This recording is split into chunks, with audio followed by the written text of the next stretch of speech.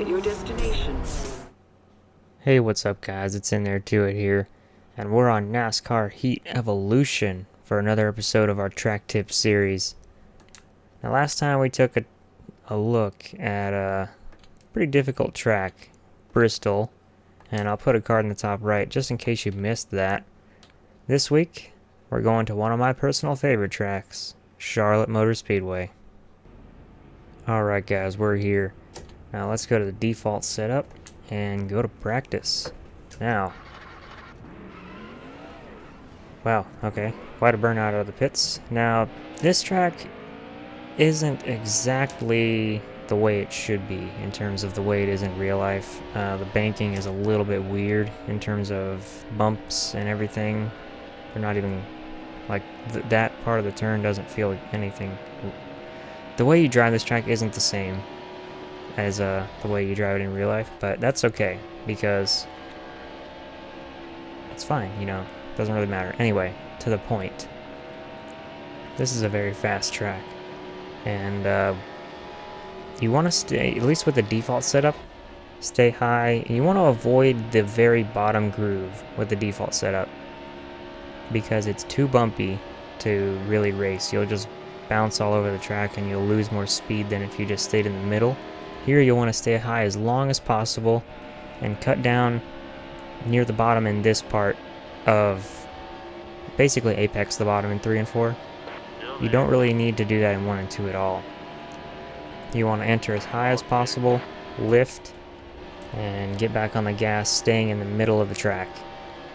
Thereabouts at least. You can drift up high if you want, but the middle is fine too.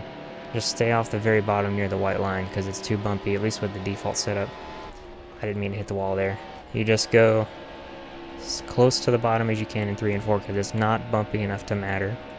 That's going to give you the best lap time and the best consistency around this track. Not a terrible time, but I did hit the wall in that lap. I should have lifted a little earlier there, but the high line actually does work here decently well.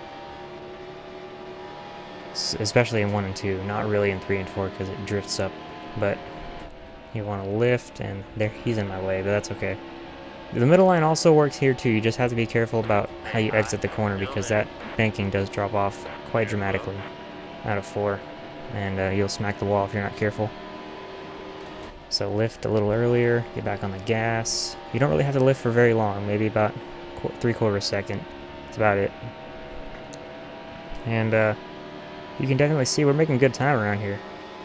Stay as high as possible, lift, wait for it to turn, get back on the gas, stay in the middle. You can go to the inside, like I said. Middle or inside works in 3 and 4. It's a little bit more versatile than 1 and 2. High side, not so much though, because it's just the wall is too close at that point. And taking the high line in 1 and 2 this time.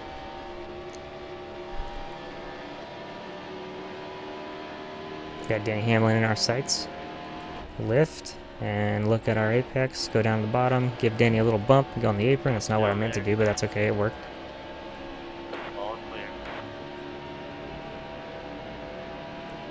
Not too bad. Not too bad. And lift early. Get down to the middle groove. And ride it all the way through the corner. Nice. I'm actually really pleased with the way this is going. Really pleased. Okay.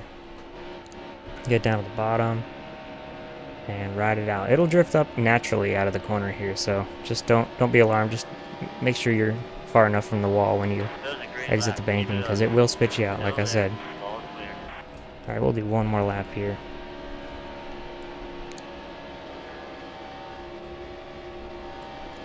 And just a side note, you can run the bottom in 1 and 2. It's just not recommended because it's really bumpy and it's really hard to get any speed out of it.